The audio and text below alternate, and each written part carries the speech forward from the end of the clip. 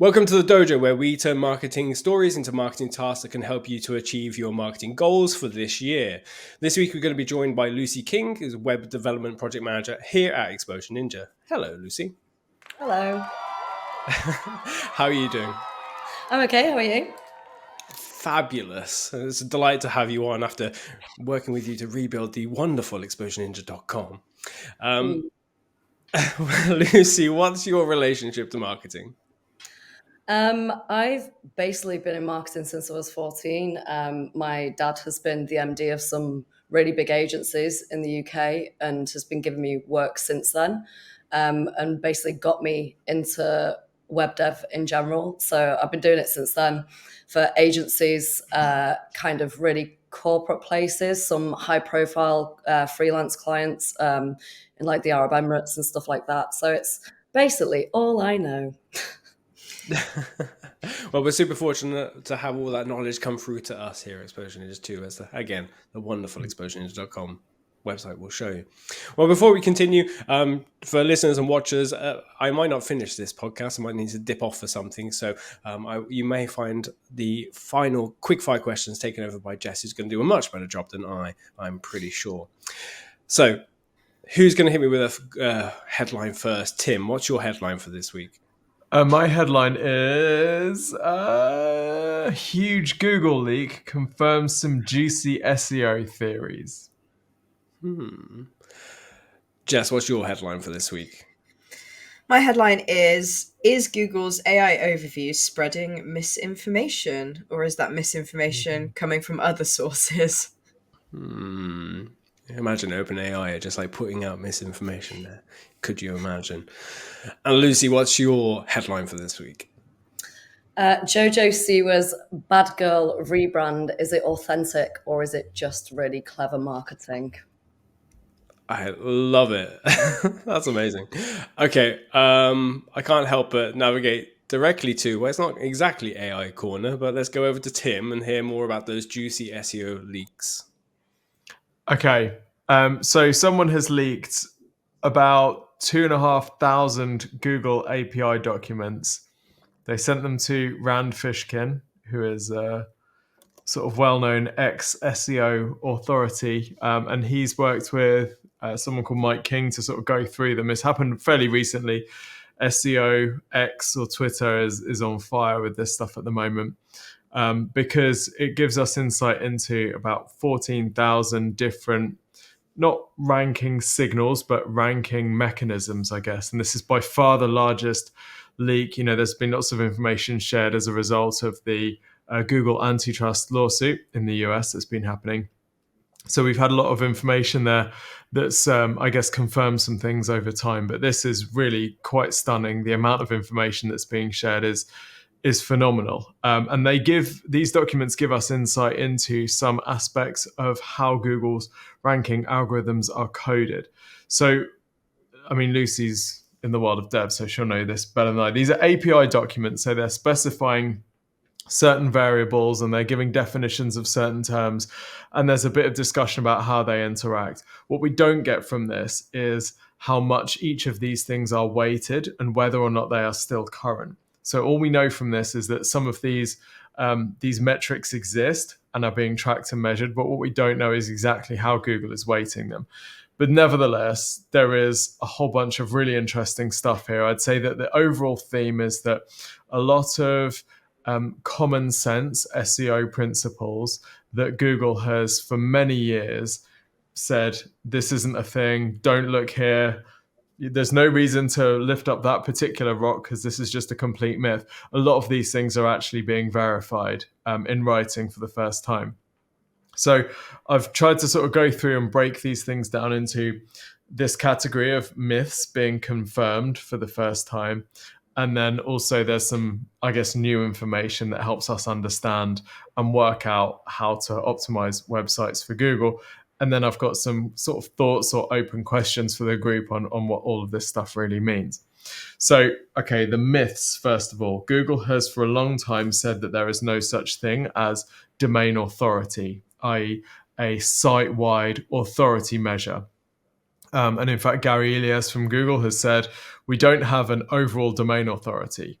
Well, in these documents, there is something called site authority, which appears to be domain authority. There appears to be some sort of domain authority like calculation or metric for each website. Another thing that Google has said is we don't use clicks for ranking, i.e. Clicks in the search results. They don't use them to inform where a site ranks. Now, in the recent DOJ antitrust testimony, it was revealed that there is a system called NavBoost, which seems to do exactly this. And this document also seems to confirm this. NavBoost is mentioned a lot. And basically, NavBoost is essentially a system that measures when you search for something, which websites people are clicking on. And if lots of people are clicking on that certain thing, then over time, it would be expected to rank better. So in the example that Rand gave, if you're in Seattle and you're searching for Lehman Brothers, you're probably searching for the play that's being run in Seattle about Lehman Brothers. So if the Lehman Brothers play was listed like position 10 or something, but everyone was going to it and clicking on it, over time, Google would realize that that's what people are searching for, and it would begin to increase in ranking. Now, Google has sort of broken this down into other different types of clicks as well, including something called long clicks, which is the click that someone makes where they spend a long time on that website. This is essentially dwell time. So when someone clicks on a website and they stay on that page for a long time, and lots of SEOs have specified that something like dwell time seems to be being measured. And again, Google has said, nope, that's not a thing, nothing to see here. So this is another big one. I mean, for years I've thought, and actually Exposure Ninja's advice to our clients since 2014 has been, you want to optimize your meta descriptions to get more clicks, because if you get more clicks, then Google's going to see that your website is more relevant in search and it's going to reward you with greater ranking.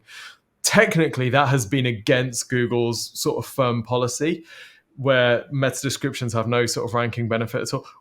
I've always been from the perspective of if they've got that data, why wouldn't they use it? It's a bit like, TikTok. The reason why your TikTok feed is optimized to be like crack cocaine for your brain is because it looks at how long you're spending watching something and it uses that to fine tune your particular interests. Well, Google is clearly going to be doing the same thing. Like this is so obvious, but we finally have confirmation of it.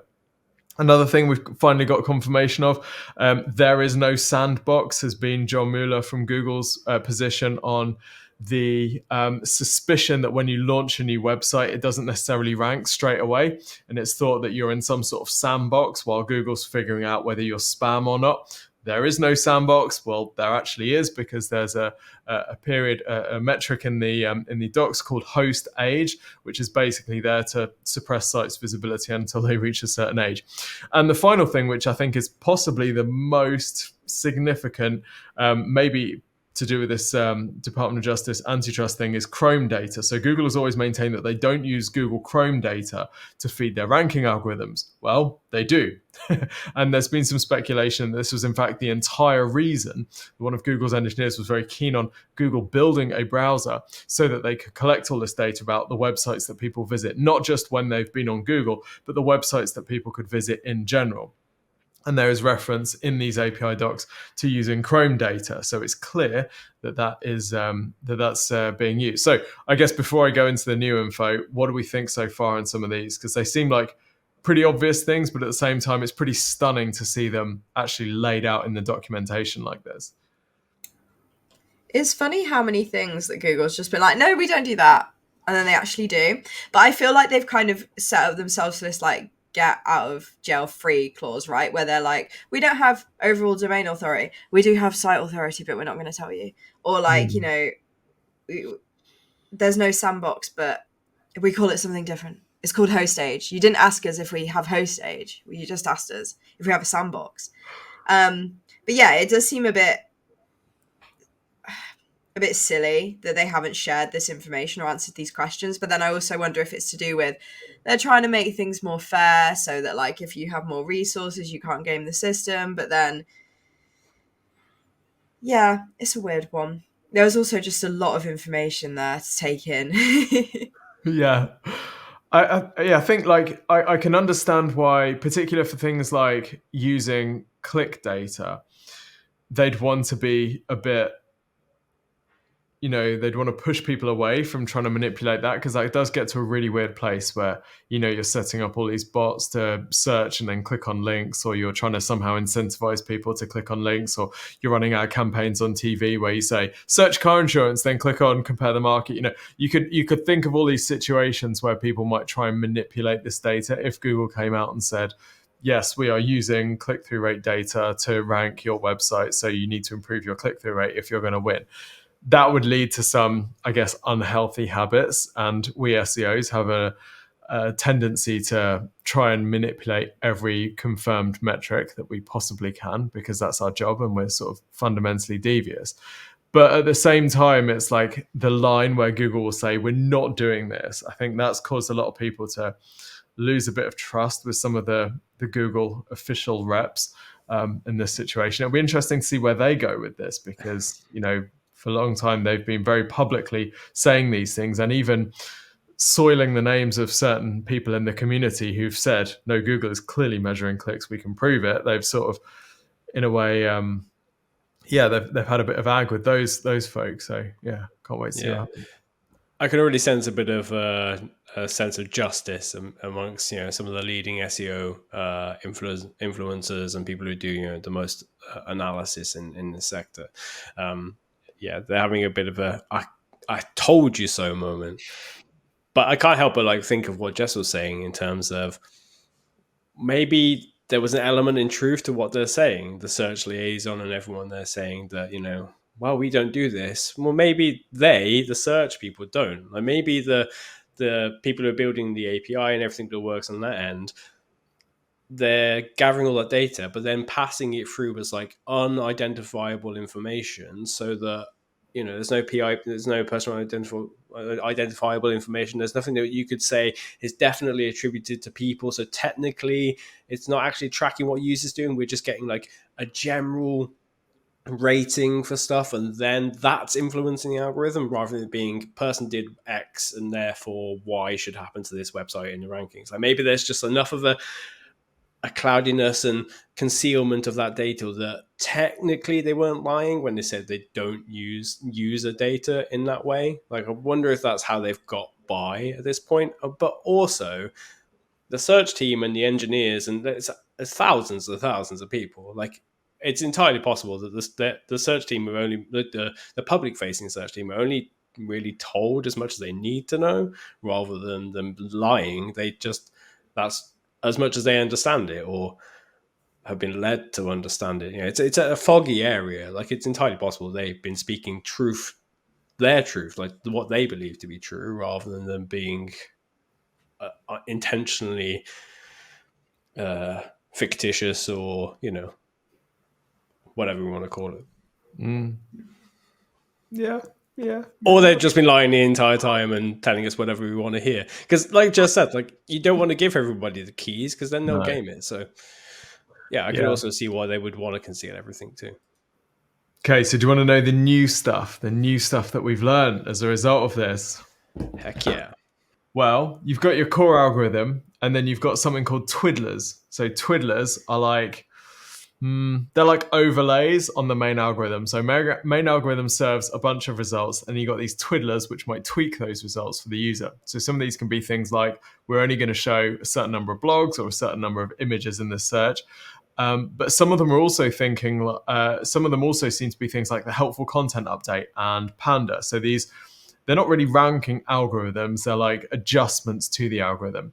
And people are thinking, right, these types of things are actually the twiddlers. And then when Google talks about, hey, we're no longer going to be running the Panda algorithm, we're just going to be making it part of our regular algorithm, that is when a twiddler becomes part of the main algo. There's nothing really to do there. I think twiddler is just a pretty cool name for it. One thing that I did find really interesting was this idea of an author. So inside Google's sort of it's about vector embeddings, but they have an entity name called an author. So it seems like Google is actually identifying the author of an article. And this is mostly for news, but it does say in the documentation that they also can use it for other types of website, like scientific articles. It doesn't mention that they're using this for every website, but Google's algorithms do have a concept of an author, which I think is interesting, because for a lot of the discussion around EEAT and, for example, do you need author bylines on your content?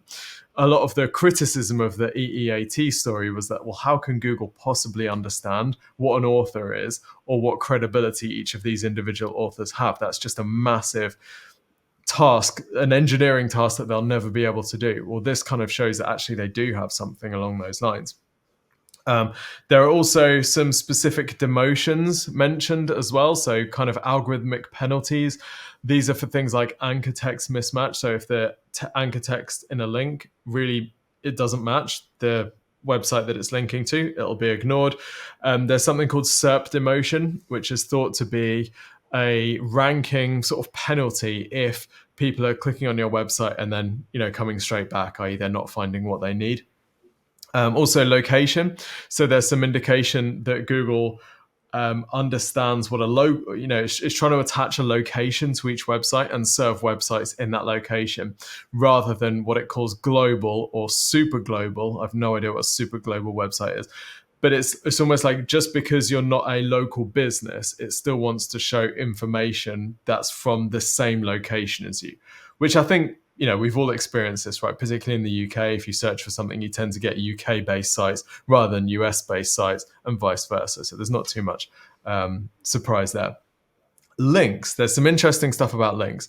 So Google indexes content in 3 tiers. In the first tier, the top tier, this is the most important content. This is updated more frequently and is considered to be the most important. This is the top tier content and it's stored in flash memory. Okay, so this index content is stored in flash memory, which means it's very easily accessible and can be updated quickly.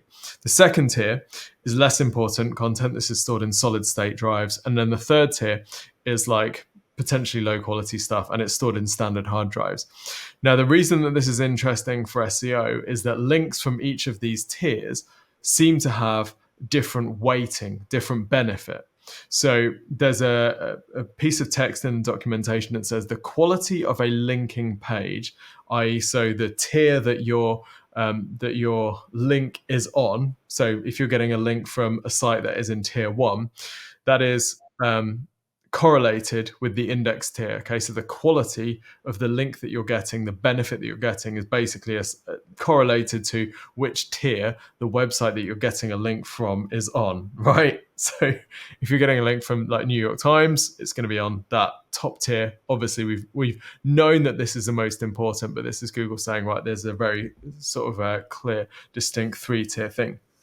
And of course, digital PR being one strategy that we're expecting to benefit from this insight, because we're seeing that it's not only the authority of the website that impacts the quality of the link, but also the freshness, the ones that are updated the most often. These are also thought to now provide more quality, i.e. better ranking visibility than just sites which are high quality but maybe not updated so often.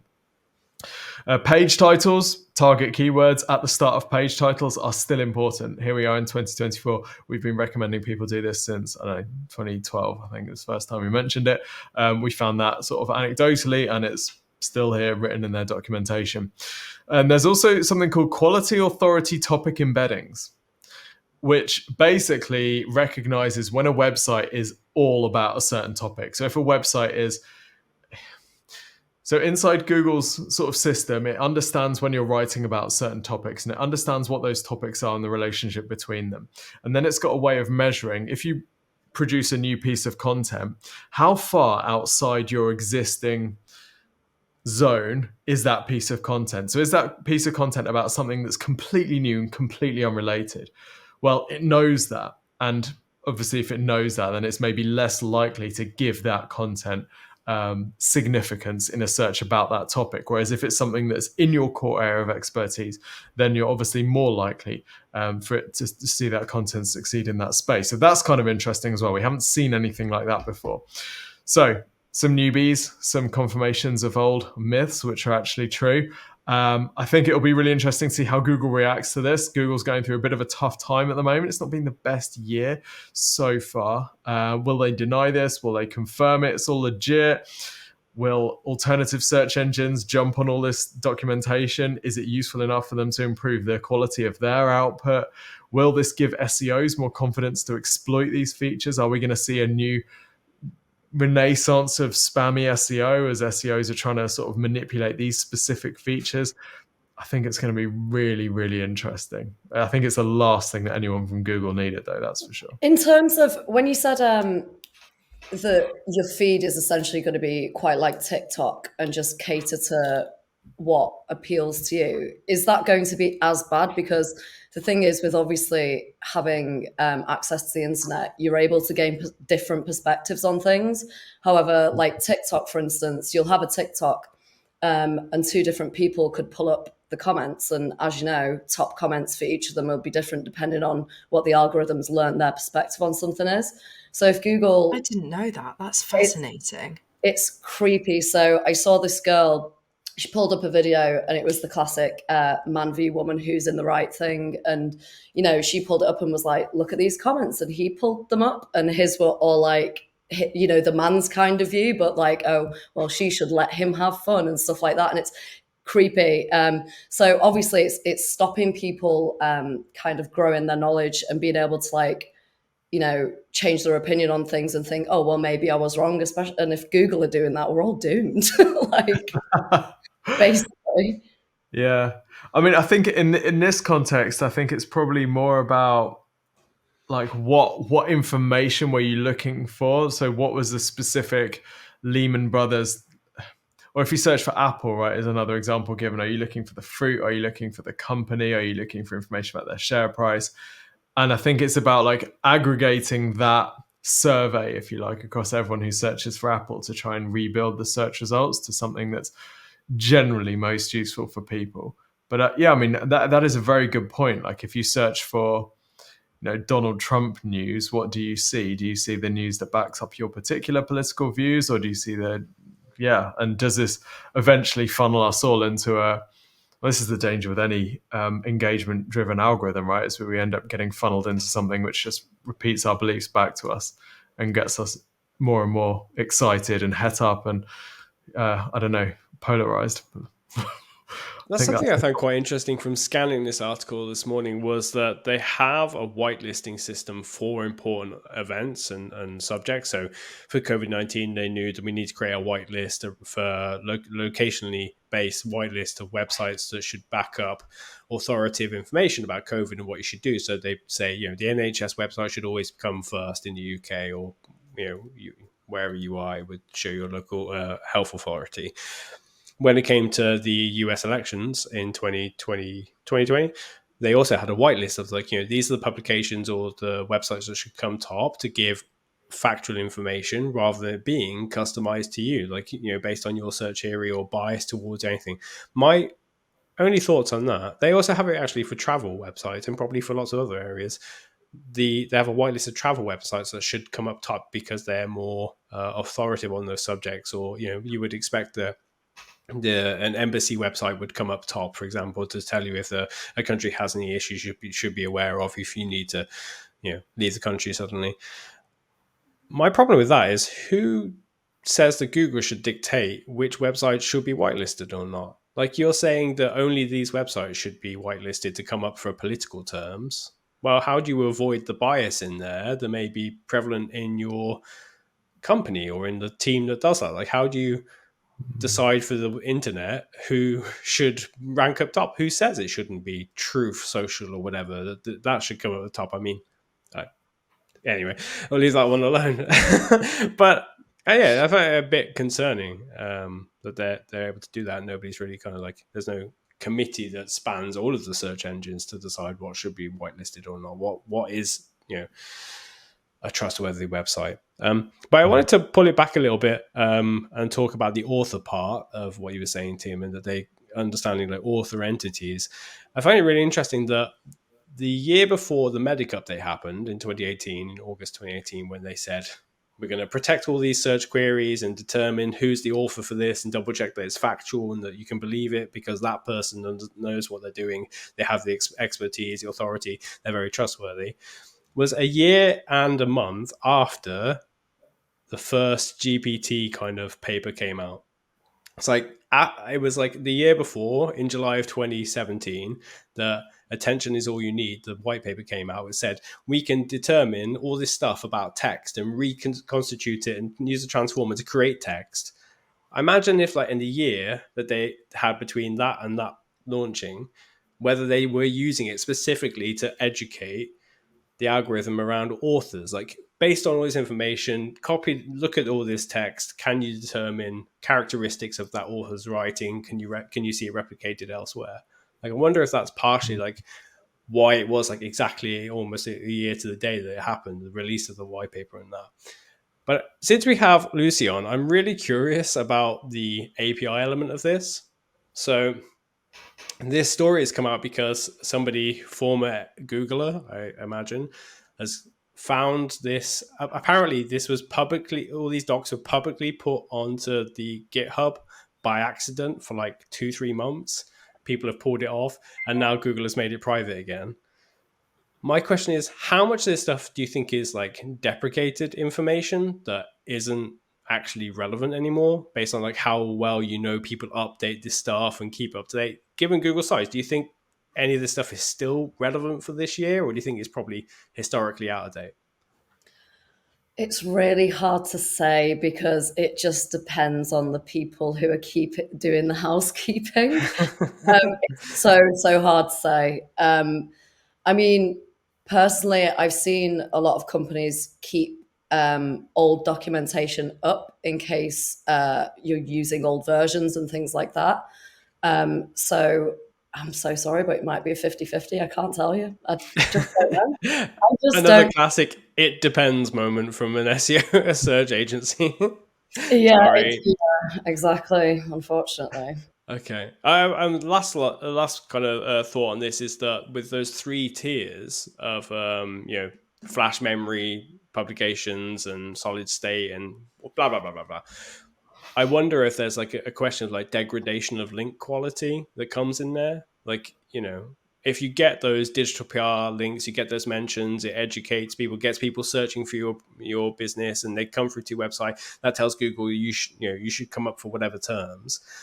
As those links age and go into solid state and then standard hard drives, like the value of those links is going to go down. So it's like a constant like chasing effect. Like you constantly need to be doing some form of SEO, content marketing, digital PR to just keep the links being fresh. They're getting older, new fresh ones. They're getting older, new fresh ones. Like, it's, as we always said, SEO is never like a one and done kind of thing. And this almost proves it, if this is accurate, that's how they're treating links. You just have to keep making yourself relevant to stay relevant. Agreed. Ace. Amazing. Cool. I'm going to take us on to the next story. I'm going to pick Lucy. I'd love to know your story, just because I might have to hop off and might not hear the rest until later in the week when the podcast is published. So I got to hear this one. Tell me about JoJo Siwa. Well, for starters, do you guys know who JoJo Siwa is? All I know is Big Ribbon. That's it. Okay, right. So JoJo Siwa basically has been a child star. She was on like Dance Moms, and she ended up making millions off merchandise. And it was always like almost like a Minnie Mouse figure. Like, she was a very Disney kid, was famous for this big bow, did all this dancing, very animated. Her parents controlled her entire career. Like, they all live in this mansion that the entire mansion is her merchandise, her face over everything. She drives a really expensive car with her face plastered all over it. It's insanity. And basically she's had this persona since she was really young, this kind of like child-friendly persona. And she's just tried to do a bad girl rebrand. So she came out as gay and kind of, I think, wanted to go more into like just being seen more as an adult and stuff like that. So she brought out a song that she also allegedly claimed to have written, which she didn't write because someone else had also released it like years earlier. And they kind of unveiled this rebrand, and it was essentially the exact same thing, like rhinestones makeup, but with black. And it's hit that much controversy. Like, it's irritated people, it's made people laugh, but it's like overtaken TikTok and everything else because people are parodying her. She's compared herself to like Miley Cyrus, and it's that kind of almost delusional that the massive question is is this just another one of her really successful marketing things? Because at the end of the day, this girl has been successful since she was below 10 years old because she's just gone into these avenues and she's got so much attention from this really bad rebrand that she's earning a fortune off it. So it's great. It's really funny. So you think it's a calculated thing, even like the negative or positive, negative feedback that's occurring on social? You think that's calculated? That it's partially what they're looking for? Well, you know what? Kind of, because she made a comment, because everyone obviously came out saying like, all of this is terrible. The video is terrible. The rebrand's terrible. The song's terrible. It's all awful. And she came out, I think she made a video and said, but what song has been in your head since it's come out? Which indicates that it was calculated, and she's put it everywhere. And TikTok sounds that get really famous, and you scroll twice and there's that sound, scroll twice, there's that sound. And from her making it so hilarious and everyone using it, she's just earning bank off it. So I think it might be calculated. I'd love to see a PR agency that specializes in making things go wrong like this. Like we will screw up your product release and get you more attention. I'd love to see someone just own that space, because I feel like there's a few of these over the last year or so where we've looked at them and think, this can't be real, right? Or maybe it is. Maybe it's just they're doing it to get the publicity from it going wrong. Someone's just owned this. Yeah, this is the thing. It's just, I don't know though, because she is actually, if you watch her video, she is a bit delusional. I think, to drive around LA in a gorgeous car, hundreds of thousands of dollars, no doubt. And it's like not even a very nice montage of her face. It's just like overlapped stickers all over the car. It's insanity. Have you seen it, Jess? It's so bad. I just looked at it. Yeah, I find JoJo really interesting because I followed her for quite a while just out of pure curiosity. And also I enjoyed that she was like, it's fine to be a kid. Like, if you're a kid, it's fine to be colourful, it's fine to be bright, it's fine to be over the top. I also really like that she, she came out as gay, and like she was showing her young audience that that's okay, and that, even girls who are really girly and femme can still be queer. And kind of, I thought she was setting a really good example, but then she also does a lot where I'm like, girl, how did you think people, supporting people who I would say she shouldn't be supporting, and sort of treating people maybe not so good. It's also really interesting as well that she just hit 21 and she went to Disney World and did the drinking around the world at Disney in like a rhinestone, like safety, like high vis jacket, which obviously is quite different to the kind of gothic persona that she's been portraying. And I would say, I think the reason why people like have latched onto this is because it feels quite inauthentic. We talk about this all the time about people being and brands being authentic, and people are saying, oh, but Miley Cyrus did this and it was really authentic. But I remember when Miley did the same thing and people were ripping her to shreds as well. And I find it really weird how people are like, oh, Miley was so successful when she did her rebrand and JoJo's not doing that. And I was like, I think you're looking at this, you've got like some rose tinted glasses on or whatever. But yeah, it's really interesting when you have a personal brand and your whole brand is built on that, or you have something very specific that you're known for. I think I was going to talk about this story originally and I've changed my story like 3 times this week. But it's like how Bumble recently, their whole thing, it's a dating app, and their whole thing was that women message first. And they've recently gone through a rebrand where they're like, anybody can message anyone. And they've taken away like their core thing that was really authentic about that brand. And I do think, people notice when you're sort of, if you've built yourself up around a certain thing and then try and get rid of it. But also people have noticed, JoJo's pretending that she's gothic on one channel, and then there's plenty of videos of her at Disney World not behaving in that way and still being the old JoJo. So yeah, it's really very, very interesting. I mean, there's got to be some psychological stuff going on there as well, being a child star from that age. And Dance Mums was a very horrible environment by the looks of things. Like, I've seen a few clips and I'm like, no. Yeah, it's a whole cocktail of things. Yeah, I'm thinking back to an older episode of the Dojo where we were talking about maybe Deliciously Ella and talking about sometimes, a rebrand or just changing your positioning or what you offer is like a natural occurrence. You just have to follow, be true to yourself, and just if you change as a person, you change it and you make the best of it, and you still communicate that and help people who are also feeling the same. And the second thing is like other people are probably feeling the same. People who are watching JoJo 5-10 years ago, however long it was, all probably in their early 20s too. Like you could, that content that exists still exists and can still be relevant, but you can change who you are and be true to who you are now and reach the same people in a different way and say like, I'm also going through the changes that you're probably going through at this age too.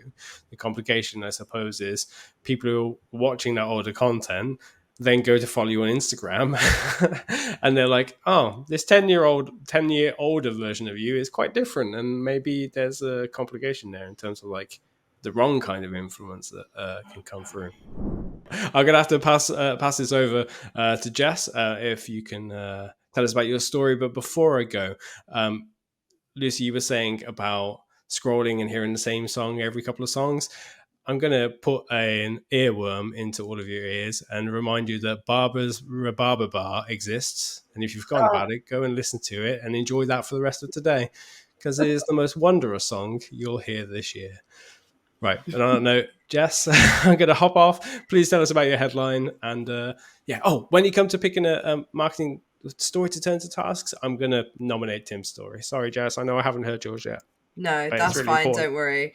I genuinely thought what Dale was going to say there was, if you haven't already, head to exposureninja.com/review and request a free website and marketing review. I actually thought, Dale, you were going to make like a little jingle, try and put any earworm in our brains and I thought you'd been prepping that, but I'm not putting you on the spot to do that now. I really enjoyed your story, Lucy. I thought it was, it's a really great example of like, I don't know, brands not being authentic. Even if it is a person, it still kind of works in the same way.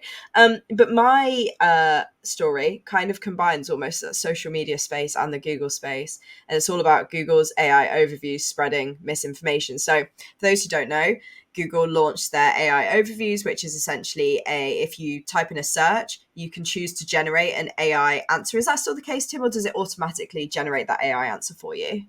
No. No, you don't choose it. It just does it sometimes. Oh, okay. So sometimes it does do it. Sometimes you can say, I would like an AI answer for this question. So some people had started putting in silly searches, as they do with anything like this. Whenever we've seen competitions or anything where the general public is allowed to get involved, we see some wonderful and weird things. But that means that people were searching things like, is it okay to eat rocks? And allegedly, Google was coming back saying, according to such and such, you should eat one small rock per day, according to geologists. And then there was also somebody who said, how do I keep cheese from falling off my pizza? And allegedly, Google came back and said, put glue on your pizza, just make sure it's non-toxic. So really, that got me thinking, are these screenshots fake or are they legit? Because my housemate and my partner have been like, look at these. And I was putting them into Google via a VPN and generating them and saying, that's not the answer I'm getting. And I'm doing it word for word. So I think part of it is a combination of the two, right? So I think some of it's doctored, some of it's real, and some of it is real, but people are putting in very, very specific searches that they know are going to return maybe a Reddit post or something, just because they are basically doing like bug finding, and they're really trying to push this to its limit to show that it can spread misinformation. Google actually has disabled AI results for some of these more specific searches.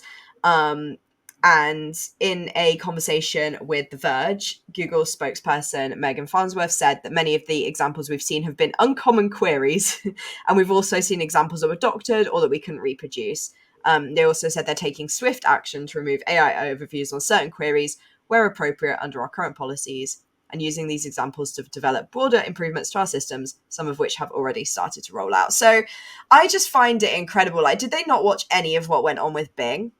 Like, people were typing stuff into Bing and getting wild answers. And what's also very interesting about this is we discussed previously that there was a collaboration with Reddit. Am I right, Tim? That they had access to Reddit's data. And what people have been finding, like the glue on the pizza to stop the cheese falling off, was nearly word for word a Reddit comment, like a sarcastic Reddit comment on r/pizza, so the pizza forum on Reddit, where somebody said just stick it on with glue, like make sure it's non-toxic though, and it was pretty much word for word. And this comment was from 11 years ago. So I don't know, like there's a lot of things that have to come together for this to happen, whether that's just a specific search happening where somebody knows they're going to get that answer, or whether it is just a colossal mess up on Google's part. There are some of these screenshots that I'm like, that's just not real at all. Like, and some of the more serious ones where people were like, you know, I'm feeling really unhappy, and it said jump off the Golden Gate Bridge according to Reddit if you're having a bad time, you know, but then following that with like genuine advice to do with mental health. Google said, oh, that never appeared. But of course they're going to say that about the most serious ones, right? Like they can get away with the non-toxic glue on cheese pizza or eating a rock, but they can't get away with throwing yourself off of a bridge. So what I think this means for marketers is we've been testing AI overviews for a while, and back when we were calling it SGE, and we saw that, you know, it seemed to take from articles where there would be like a paragraph at the top that it could essentially steal. I'm not making any accusations, but that's how it felt, is it would just take this like paragraph from the top of the top rated article and then regurgitate that essentially. And so it meant that we could be like, well, maybe if you work in SEO, what you should do is make sure the top of your article is really succinct, or maybe you don't even need to write a long article. Maybe you just need to write like as much as Google's going to take.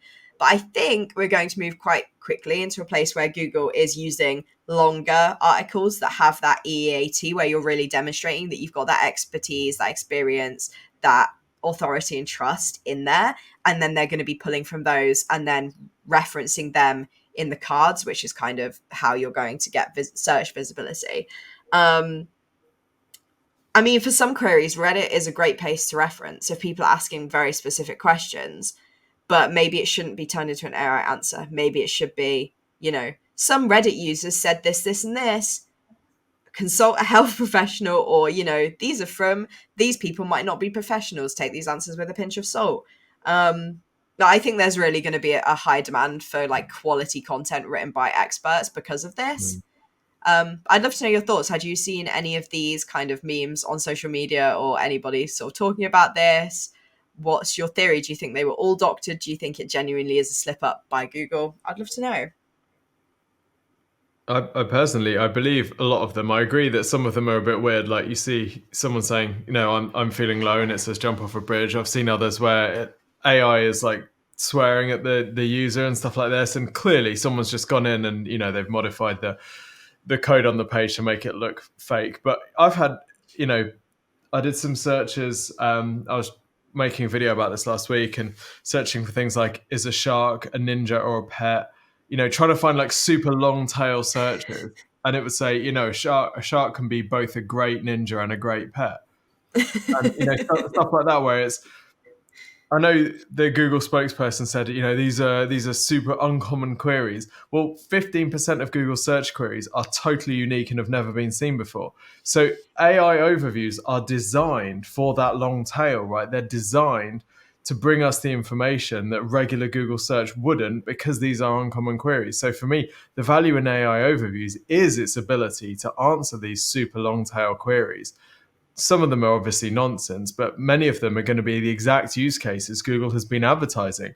You know, find me a ninja costume which looks like a shark and can work for National Shark Day for my son who's 6 years old and is like, who loves to ride on his bike. Like all the examples have been those kind of super long tail queries, and this is where AI overviews are supposed to shine. And now all of a sudden they're whatever the thing is, hallucinations. Hallucinating? Yeah. Yeah, now all of a sudden those hallucinations are like a bug that, oh no, we're going to fix this. Like, I think it's really bad. I think it's quirky and funny now, but the second that someone takes the wrong dose of medication, or, you know, does something bad because that Reddit comment has been stripped of all its context, it's not clear that it was sarcastic, or it was written by someone whose username was like idiot liar or something like that, and it's just presented as text, then when it's taken out of context and you don't know it's come from a Reddit user, you might just believe it, right? Because it looks like a featured snippet, and featured snippets are believable. So I don't know. I think Google needs to fix this ASAP. or remove it. Like, I think those are the options. Personally, I think it's bad. I don't know. What do you think, Lucy? I think it's really bad. It gave me vibes of when you said about the like Golden Gate Bridge. Do you remember when you could ask Siri where to hide a body and it'd bring up locations near you? Like it would literally bring up parks and stuff. And I've just had a look then. They stopped allowing that in 2013 because at the end of the day, like did you ever use it? Did you ever try it? Like Siri, where do I hide a body? No? I feel like I must have done, but it's so long ago. Like you've like triggered a memory in me now where I'm like, oh, I remember that kicking off. Yeah. You've now got better ways to find your body hiding destinations, right, Jess? More established and more authoritative ways. I use Strava or whatever.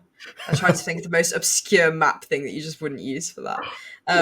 It's very interesting. And I think like what sucks as well is like we're quite at Exposure Ninja as a whole, we're quite like pro AI when it's used in the right context, and it kind of sucks when this is the fallout from it. But it's also showing that maybe consumers aren't all that keen if the first thing they do is ruin it for everyone, or like not necessarily ruin it for everyone, but if they show like, look, it's messy, and they're discovering this very, very quickly, they want to show that it's bad because they don't want it. And they like the way that current Google works, potentially. But then, these are people who are on the internet a lot, and potentially we can't speak for like the other percentage of people who are using Google. But yeah, it's very interesting. Like I said, I just can't believe that Google made the same mistakes that Bing did, because this is the exact, nearly identical to the ridiculous responses we were seeing from Bing a year ago. So why has Google let this happen? And Yeah, it's like you could say that generative AI and search are fundamentally different, right? Search is about finding things that already exist. It's about indexing existing sources of information, whereas generative AI is about coming up with creative predictions on, what could happen. And fundamentally, generative AI is not grounded in truth. That's why it works. That's why it's able to come up with creative ideas. You can't be both highly creative and restricted to what already exists. That doesn't work. So of course, this is going to produce weird answers when you use generative AI like search. But then if you run a lot of these searches in Perplexity, you don't get the weird, go and destroy yourself search responses. There seems to be another layer that happens before the output, which is almost like I'm the sensible person GPT, which filters that advice and turns it into something that's good. So it seems like this is actually a solved problem elsewhere, but just not in Google's version, which I guess raises questions about how quickly they rushed this to market and why they thought they needed to do it so quickly when it's clearly so error prone. This isn't a beta test. This is like a general rollout to the US. That's pretty wild, isn't it? Like for the world's biggest search company, one of the most valuable companies, custodian of one of the greatest engineering marvels in history, the Google search results. And they've gone and rolled this misinformation spewing weird thing out to like 350 million Americans. What is going on in 2024? Yeah, it feels like nobody wants to quality check at all. No, I think they're just a little bit desperate though. Like, I don't know about you guys, unless I'm looking for like a restaurant or something, anything I want to ask and get information about now, I've got ChatGPT on my laptop and my phone. I will never Google something now. I'll ask ChatGPT and it'll just give it me in 2 seconds instead of me having to scroll through articles. But again, I'll still use Google to like look for a restaurant, like what's near me, But otherwise, information-wise, especially GPT 4.0, whatever it's called, like it's immaculate. It's amazing. Yeah. Very interesting. Damn. Well, yeah, I think we're going to see.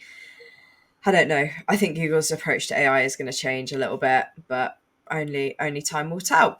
Right, we should probably get on to the lessons that we can take from today's top story, which Dale already designated as Tim's story about the Google API leaks. So, Tim, what tasks can business owners take away from this story?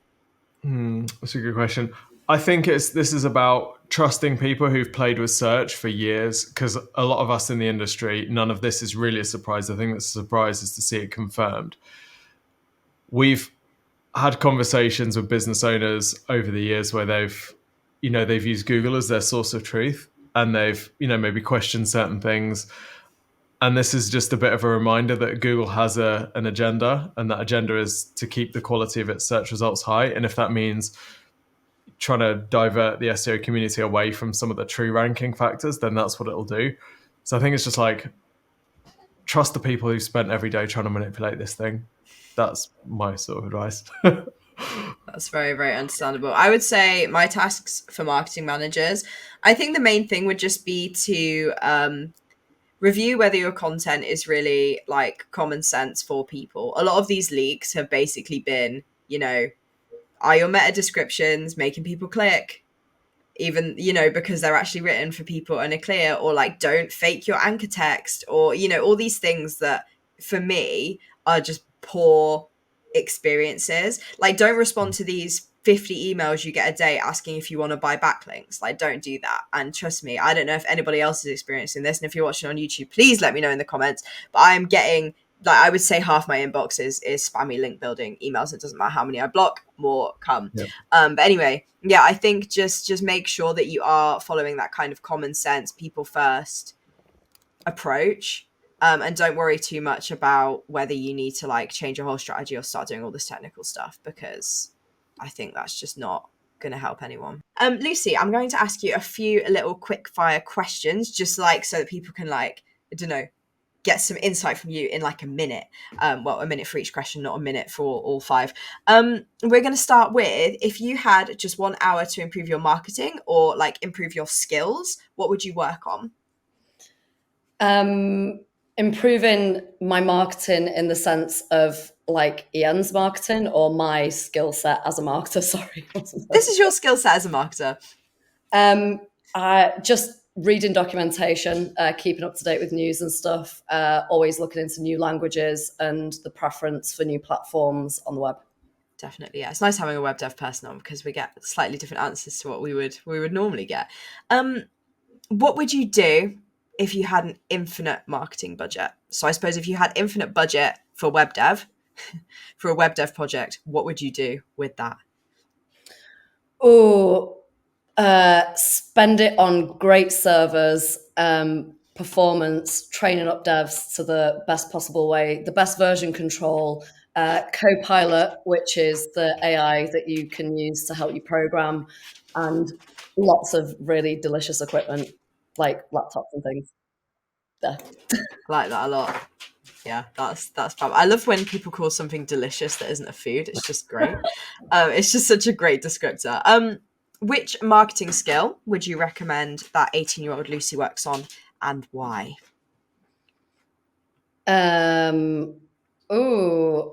Probably more back-end languages, because I was only using front-end languages then. And obviously now even front-end developers are basically expected to be full stack in a sense, because even JavaScript frameworks use Node and stuff like that for backend and So all of the backend knowledge instead of just the front end knowledge, which I did learn later. Nice, excellent, thank you. And what are you most excited about in marketing right now? AI.